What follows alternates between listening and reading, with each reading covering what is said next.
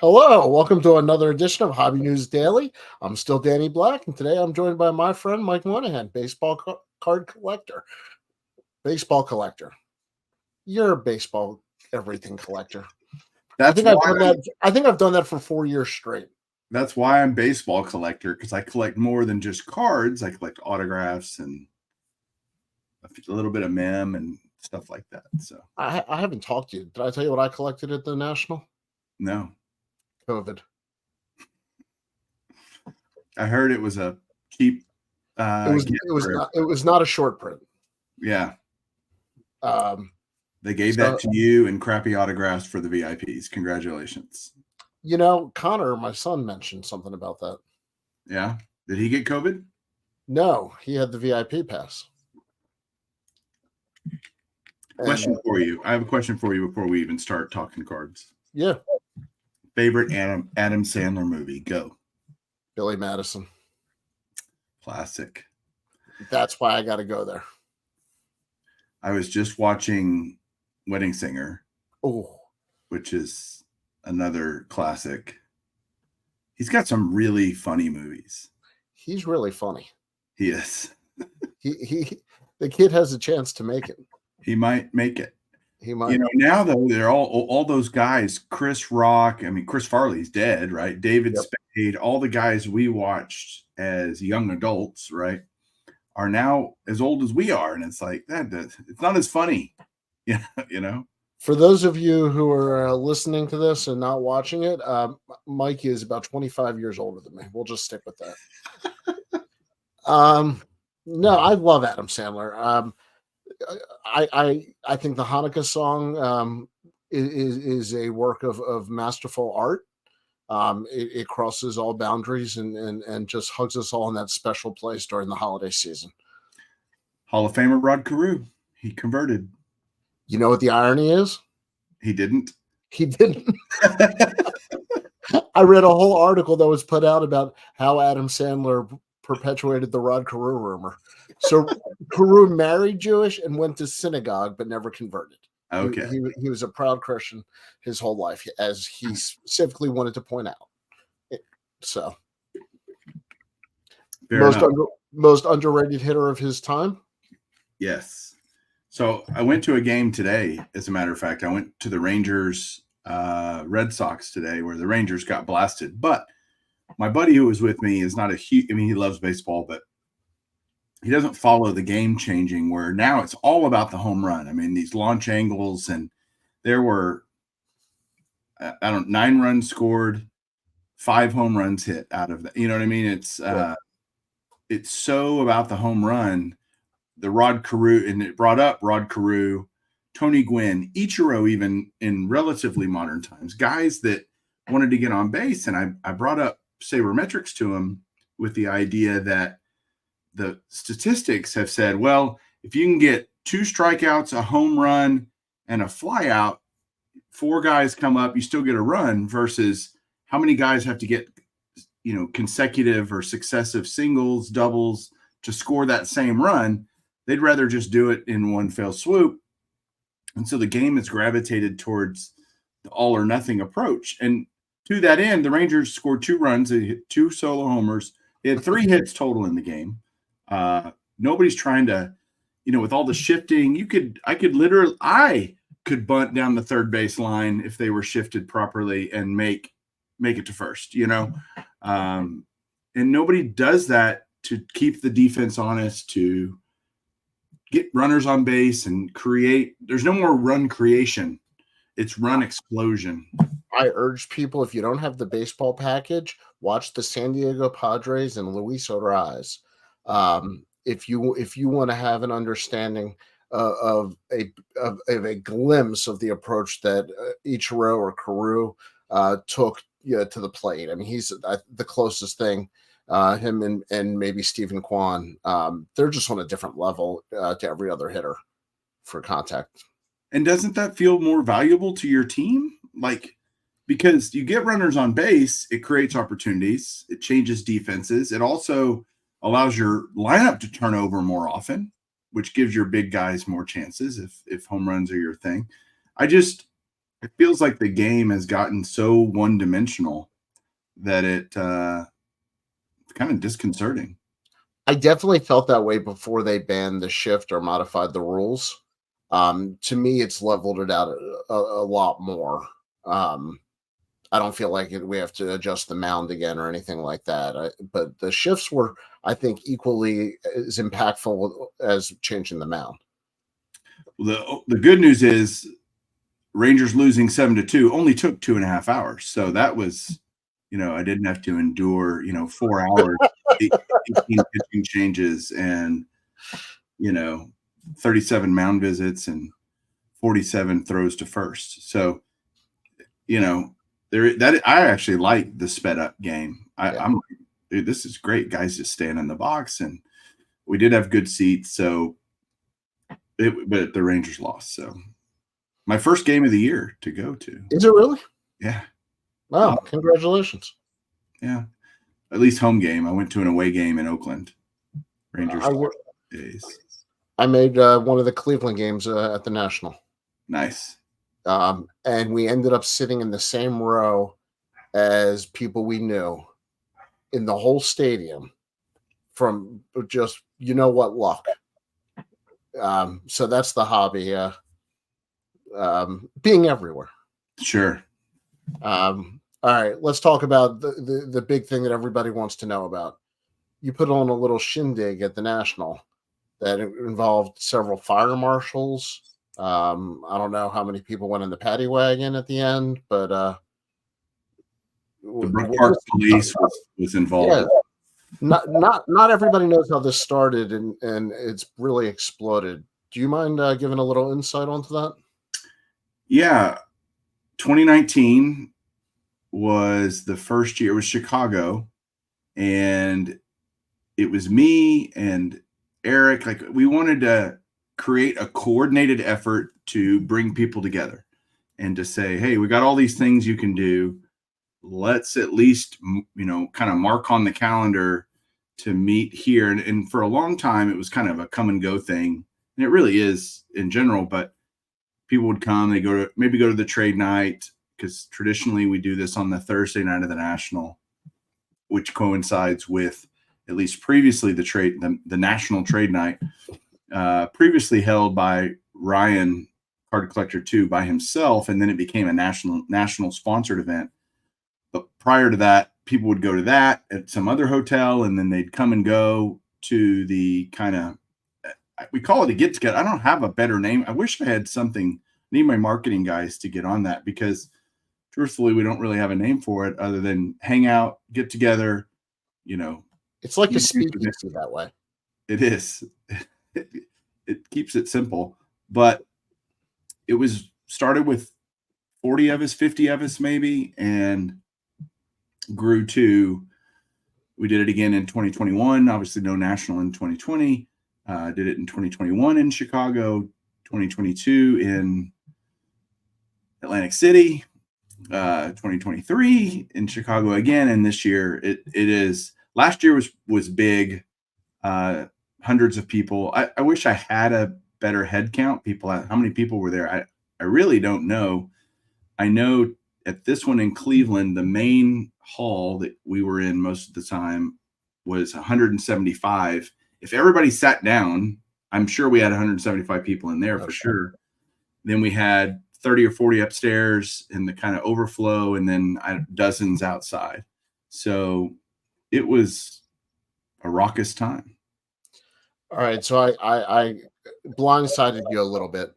That was the best part of the National for so many people, including myself. I got to tell you, I actually this year did not bring one card in or one card out of the National. I had business. I was catching up with friends, whatever it may be, and to take the night and just say, you know what, let's talk cards, and let's totally geek out with friends and meet people in person that we've only talked to online. It was just such a relaxing, chill atmosphere. It was so great to meet people I hadn't met, see people I haven't seen in a year, and I think this was my 4th year in a row or whatever since the COVID outbreak. So thank you to you. My son enjoyed it. I enjoyed it, and it really is becoming a highlight. I'll tell you a funny story about 2019 when it first started. It was again in Chicago. Whatever that hotel is down at the end, if you come out of the convention center and to the right, all the way down, whatever hotel that's where it was. It was just in the bar, right, the upstairs. And I went downstairs to find a friend, and there was a guy out there, and he's like, "Oh, you're Mike, baseball collector." I said, "Yeah, yeah." And he said, "Man, I love you. I love those back pages." I'm like, "Well, he's right upstairs." He's like, "Are you kidding?" And I said, "Yeah, I can introduce you. You know, no problem." And he's like, "Seriously?" And I said, "Yeah." So he came. He was just a watcher, right? And so then it became like, "Hey, let's just invite whoever." And so it's more than just people that create videos on baseball cards. In fact, I would say it's probably 2/3, 1/3 would be my guess, if I had to just spitball that idea. So the idea that people, literally the invite is to anyone who could hear my voice when I made the announcement, you're invited. If you're watching this, you're invited. And people took me up on that. And that's the best part about it, is when people that watch, baseball card, sports card content can come in one place and see Chris Sewell and Eric, those back pages, and Danny Black and John Newman and Dr. Beckett. I mean, it's, Yeah. By the way, Dr. Beckett, right? yeah, him too, name drop. Yeah. Yeah, it's become a pretty special thing, and a lot of people have the same sentiments you do about it being their favorite event of the National, which is crazy considering it's really not that formal. It's just like, hey, everybody come hang out. Because it's not about formality. It's about, we can all buy cards kind of a million different ways, and we know that. But we can't all get in the same room and force that to happen. So the fact that it happens so organically, and like you said, it's, anybody that can hear your voice can come. It's just cool, and I just want to, I want to rehash that for a minute because it really was a highlight. I'm glad you felt that way. I've gotten great feedback from everybody. The American Legion Hall was amazing, and it takes a village now, really. Yeah. There are different guys that contribute, whether it's you guys contributing, you and Steve contributing a few flag museums to give away, or Scott showing up with his little vending machine and selling awesome t-shirts, or the penny sleever Isaac coming and giving away grab bags. So many guys that make that happen. Guys handling things like getting the police there that needed to be there, dropping off deposits, and ordering alcohol and pizza and all of it. I can't do all of it. So ordering the second round of pizza. And ordering a second round of pizza, which I actually ordered the second round of pizza. It all goes on my credit card, but truthfully, this year for the first time, we kind of crowdfunded the whole thing, and so many people were insanely generous. Did the final math last week, and we already have $700 in the kitty for next year. Oh wow! We're already, because it's not my money; it's the community's money, and so sure. I did a spreadsheet, and okay, here's what all we spent, here's what all we got, and that was more than we spent, and therefore we have a surplus going into Chicago 2025. Wow, that is, I mean, that's awesome. Yeah. So all right, so many people gave. Amazing. Amazing. This I'm getting goosebumps. This is why that night is cool. Yeah. Yeah. All right, moving on. I don't want to do a full national recap, but I do want to talk about Diamond Kings, Dick Perez. We were lucky enough to be in a small room to screen it. I thought the movie was a documentary, but I thought the movie was outstanding. My son, who knew nothing from nothing going in, was hooked on it the whole time. He actually pulled a tooth out mid-movie and would not get out of his seat or tell me till the movie was done. So I thought it was well done. What do you think? Well, I pulled a hamstring during the movie, not a tooth. Just going back and forth to the buying autographs for everybody. Okay, come on, that's a funny story. Nobody even knows that story, but we get into the screening, and I had put out, I guess, a video earlier, a couple hours before, and some guys, everybody in there is Dick Perez fans of some sort. Either they collect this stuff or whatever. And friend of mine named Ruben, he said, "Hey, how come you didn't tell me about the Sandy Koufax autographs?" And I think it was him first. And there was a guy, a seller at the National, that had 4 or 5 Sandy Koufax Press Steel Hall of Fame autographs. And so I took Ruben over to the guy, and he bought one, and we came back, and John Newman says, "Well, I want one of those too." All right, come on. So I ran back in there, took John, and then luckily we were super early for the screening of the film. So there was no issues, but it was fun. That's actually one of my favorite parts about the National is helping other people. Hey, I need this. Hey, I saw that. And luckily I had this, I knew where it was. It wasn't like I think it's over here. I knew exactly where it was. So that was efficient. And yeah, the connecting people with stuff they're looking for is super great. I love helping other people spend their money. It's great. And the movie you liked? Yes. What you thought, not what you thought? Yeah, no, it was probably what I thought. I guess I hoped it would be more about, I don't know what I hoped it would be. I liked all the background on Frank Steele and Peggy Steele and him and how they got together and, how that all got created. Because I kind of knew most of it, but it was great to get that solidified in terms of how that all worked in the moment and really just cement my idea of what happened there. The Diamond King stuff felt pretty glossed over, and That's that fair. impact on the hobby. And I wish it would have been. There's a lot of us that are passionate collectors of Dick Perez card art, right? Whether it's, I'm probably the most crazy, but that I know of. But I don't know. I made a brief cameo in the movie as one of the token collectors, that collects his stuff and why we love it and all of that. But his influence on us, on my generation of collectors, which would include you and people, and even, probably anybody 40 to 60, had a major impact with Diamond Kings and the Hall of Fame Heroes set and Hall of Fame art postcards and all the things that he was a very prolific artist and producer of cards. So I don't know. It was very good.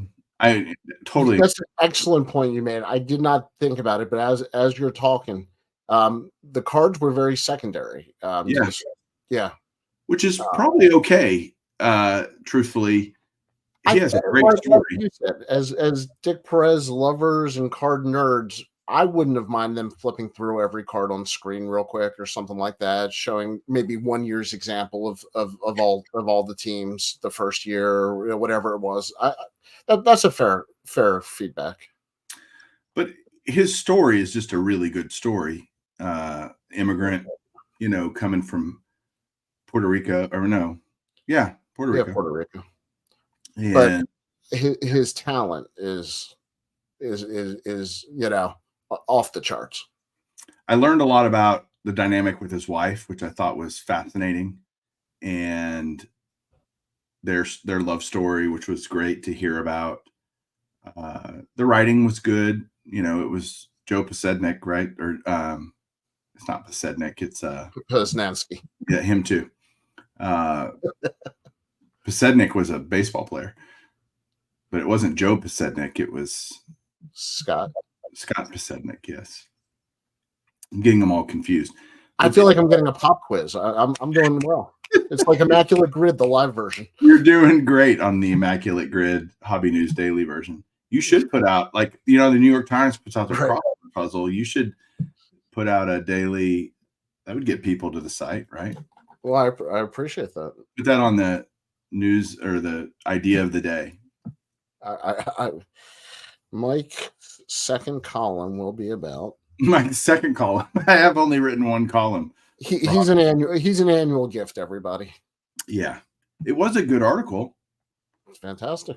I think where does it rank in It's probably way down there because it was so early and y'all have blown up. But Well, I'm waiting for the second one. I think okay, that's the one that's going to put you on the map. I got to work on it. All right, you're right. I'm due. I could do a Dick Perez article. That would be a fantastic article. Collecting Dick Perez and what all. Oh yes, okay, I've got it. Inspo, you're my inspo, Danny Black. You're my spirit animal. It's a shame we've never met before. Right. Yeah, this is a real awkward first interview. Otherwise, Mike Moynihan. Believe it or not, we're done. Wow, that was How's easy. that? Painless. Extremely painless. You and I can talk the hobby and stuff. We could get off on tangents, and 4 hours later, we look at our watches and go, "Man, where did the time go?" The people don't know this is just how we say hello. We haven't even started. Yeah. When are we going to do the real episode? Let's go. I mean, yeah. Well, if you are a Dick Perez fan or like to hear random stories about us at the National, I hope you enjoyed this episode. Mike will be back in another 6 or 7 months with his next video appearance, and you can look forward to his article at Hobby News Daily coming up soon. And that is Baseball Collector Mike. Thank you. Yes, getting that correct. I should get that correct. Ladies and gentlemen, Mike Moynihan. Thank you, sir. Thanks, Danny. All right, I'll see you in the green room. To everybody else, like, subscribe, comment, except for you, Bob.